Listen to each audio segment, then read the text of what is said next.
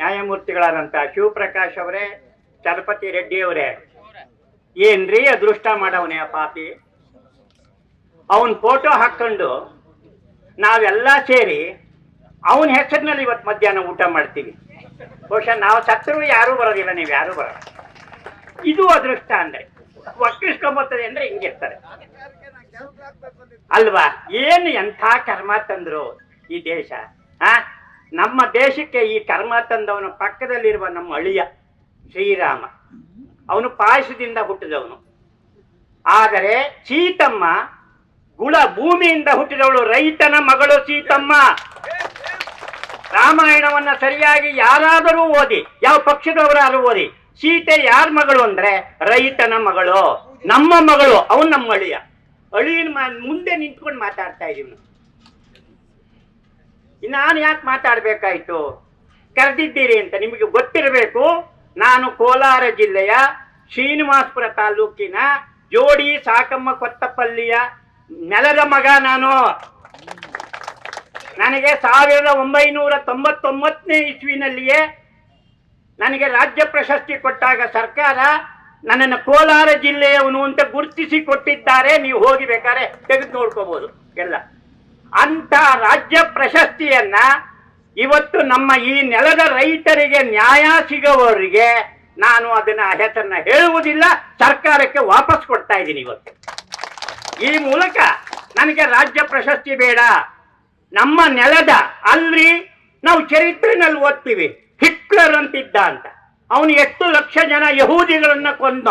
ಆದ್ರೆ ಅದಕ್ಕೂ ಮೀರಿಸಿ ಆ ಮಕ್ಕಳನ್ನ ನಮ್ಮ ನ್ಯಾಯಮೂರ್ತಿಗಳು ಶಿವಪ್ರಕಾಶ್ ಹೇಳಿದಾಗೆ 1,30,000 ಮಕ್ಕಳನ್ನ ಕೊಂದಂತ ಪಾಪಿಯನ್ನ ನಾವು ಈ ಧರೆ ಮೇಲೆ ಇಟ್ಕೊಂಡು ನೀವೆಲ್ಲ ಸೇರಿ ಅವನು ಓಡಿಸ್ಬಿಡಿ ಅಂತ ಎಲ್ಲಿಗೆ ಅವನು ಓಡಿಸೋದು? ಕರ್ನಾಟಕದಿಂದಲೇ ಓಡಿಸ್ಬೇಕು.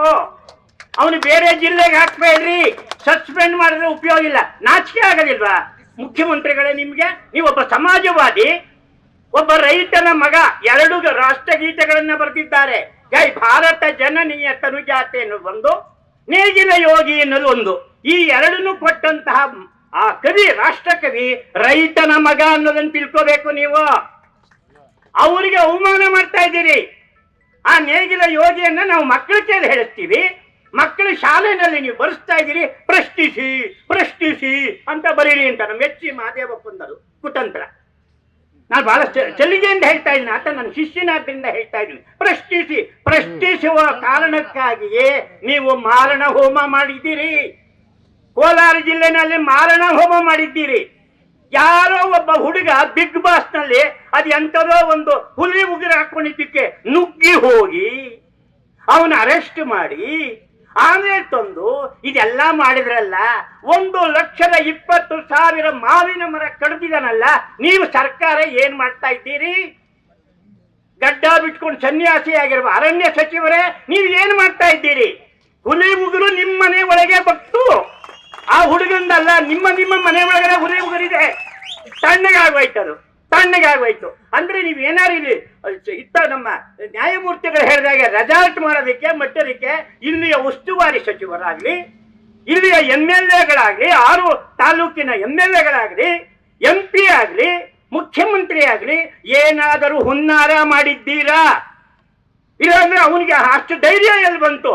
ನೀವು ನಿಮ್ಮ ಮೊಬೈಲ್ ತೆಗೆದು ನೋಡಿ, ಹಾಕಿ ನೋಡಿ. ಅಲ್ಲಿ ಕೇಳ್ತಾ ಇದ್ದಾರೆ ಡಬಲ್ ಬೆಂಚ್ ನಲ್ಲಿ ನಮ್ಮ ಶಿವಪ್ರಕಾಶ್ ಅವರು ವಾದಿಸ್ತಾ ಇದ್ದಾರೆ. ಆತ ಕೇಳ್ತಾ ಇದ್ದಾರೆ ನ್ಯಾಯಮೂರ್ತಿಗಳು. ಅದನ್ನ ಹೇಳಬಾರ್ದು, ನಾನು ಗೌರವವಾಗಿ ಹೇಳ್ತಾ ಇದ್ದೀನಿ.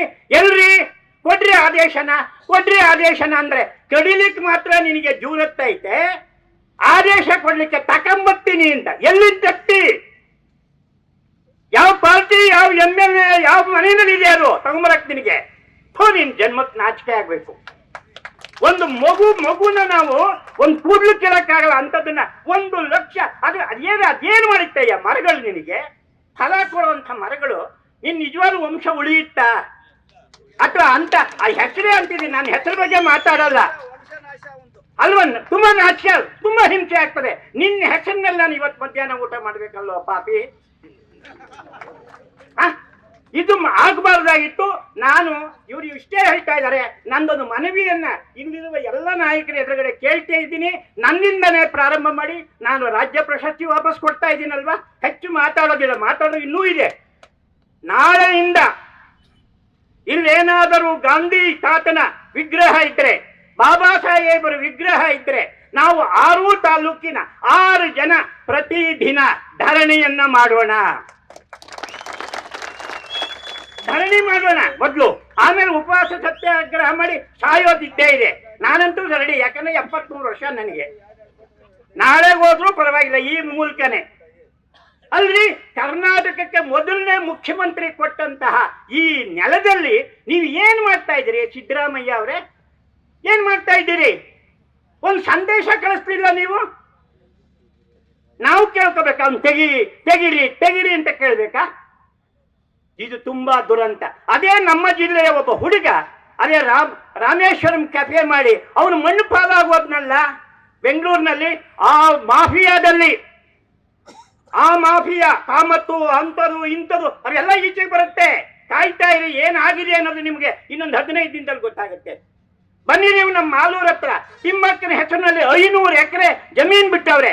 ಅದನ್ನು ಸರಿಯಾಗಿ ಇಂಥ ಪಾಪಿ ಬಂದು ಅದನ್ನು ಅಭಿವೃದ್ಧಿಗೊಳಿಸಿದ್ರೆ, ಅಲ್ಲ ಇವನ್ನ ಹಾಕ್ಬೇಡಿ, ಇರೋದು ಕಡೆ ಹಾಕ್ಬಿಡ್ತಾನೆ ಇವನು, ಎಲ್ಗೂ ಹಾಕ್ಬೇಡಿ ಇವನ್ನ. ಅವನು ಬಂದು ನೋಡಿದ್ರೆ ಲಾಲ್ಬಾಗು ಮತ್ತು ಕಬ್ಬನ್ ಪಾರ್ಕ್ ಮೀರಿಸುವಂತಹ ಅದ್ಭುತವಾದ ಪಾರ್ಕ್ ಒಂದು ಇಲ್ಲಿ ತಲೆ ಎತ್ತುತ್ತೆ. ಯಾರು ಹೇಳೋರಿಲ್ಲ ಕೇಳೋರಿಲ್ಲ, ಯಾರು ಹೇಳೋರಿಲ್ಲ ಕೇಳೋರಿಲ್ಲ. ಅಲ್ಲಿ ಜಕ್ಕಸಂದ್ರದಲ್ಲಿ ಇವಾಗ ಬರುವಾಗ ನೋಡ್ಕೊಂಡ್ ಬಂದೆ. ಅದನ್ನು ನಮ್ಮ ನ್ಯಾಯಮೂರ್ತಿಗಳು ಶಿವಪ್ರಕಾಶ್ ವಾದ ಮಾಡ್ತಾ ಇದ್ದಾರೆ. ಕೈಗಾರಿಕೆ ಅಭಿವೃದ್ಧಿ, ಕೈಗಾರಿಕೆ ಅಭಿವೃದ್ಧಿ ಅಂತ ಹೇಳಿ ಅಲ್ಲಿರೋ ಎಲ್ಲ ಕುಟುಂಬಗಳನ್ನ, ಮಧ್ಯಮ ವರ್ಗ ಮತ್ತು ದಲಿತರನ್ನ ಹಾಳು ಮಾಡ್ತಾ ಇದ್ದಾರೆ, ಬೀದಿಗೆ ಹಾಕ್ತಾ ಇದ್ದಾರೆ. ಇದೆಲ್ಲವೂ ಕೋಲಾರ ಜಿಲ್ಲೆಗೆ ಯಾಕೆ? ನಾನು ಕೇಳೋದಾದ್ರು, ನಾನು ಬಿಜಾಪುರದಿಂದ ಚಾಮರಾಜನಗರದವರೆಗೂ ಓಡಾಡಿದ್ದೀನಿ. ಕೋಲಾರ ಜಿಲ್ಲೆಯ ಹಣೆ ಬರಹ ಏನು? ಇಲ್ಲಿ ಸಾಹಿತಿಗಳಿಲ್ವಾ? ಕಲಾವಿದರಿಲ್ವಾ? ಹೋರಾಟಗಾರರಿಲ್ವಾ? ಕಮ್ಯುನಿಸ್ಟ್ ಇಲ್ಲೇ ಹುಟ್ಟಿದ್ದು. ಬರೀ ಮಾಸ್ತಿಯವರಲ್ರಿ, ಆನಾ ಕೃಷ್ಣಯ್ಯರು ಇಲ್ಲೇ ಹುಟ್ಟಿದ್ದು. ಕನ್ನಡದ ಚಳುವಳಿಯ ಪಿತಾಮಹ ಆನಾ ಕೃಷ್ಣಯ್ಯರು ಹುಟ್ಟಿದ್ದಿಲ್ಲೇ ಕೋಲಾರದಲ್ಲಿ. ನಿಮ್ಗೆ ಯಾರಿಗೂ ಅರಿವೇ ಇಲ್ವಾ ಇದೆಲ್ಲ? ಬನ್ನಿ, ಬರೀ ರೈತರಲ್ರಿ, ರೈತರು ಈ ನೆಲದ ಬೆನ್ನೆಲು ಬಿದ್ದ ಹಾಗೆ. ಅಲ್ಲಿ ಸೈನಿಕರು ಈ ದೇಶದ ಪ್ರಾಣ ಇದ್ದ ಹಾಗೆ, ಯೋಧರು. ಇವರಿಬ್ಬರಿಂದನೇ ದೇಶ ಉಳಿದಿರೋದು, ಮುಖ್ಯಮಂತ್ರಿ ಪ್ರಧಾನಮಂತ್ರಿಯಿಂದ ಅಲ್ಲ. ಅವ್ರು ಇವತ್ತಿರ್ತಾರೆ, ನಾಳೆ ಹೋಗ್ತಾರೆ. ಇಂದು ಬಂದು ನಾಳೆ ಹೋಗುವ ಸಚಿವ ಸಂಪುಟ ಅಲ್ತೋ ರಾಜಕೀಯದ ಬೂಟಾಟದ ನಾಟಕ ಅಂತ ಹೇಳ್ತಾರೆ ಕುವೆಂಪು ಅವರು. ಇವತ್ತಿರ್ತಾನೆ, ನಾಳೆಗೆ ಅವ್ರು ಬಿದ್ದೋಯ್ತಾನೆ MLA ಮಿನಿಸ್ಟ್ರು. ಅವ್ನು ನಾಯಿಗಿಂತ ಕಡಿಮೆ ಆಗಿ ಕಾಣ್ತೀವಿ ನಾವು.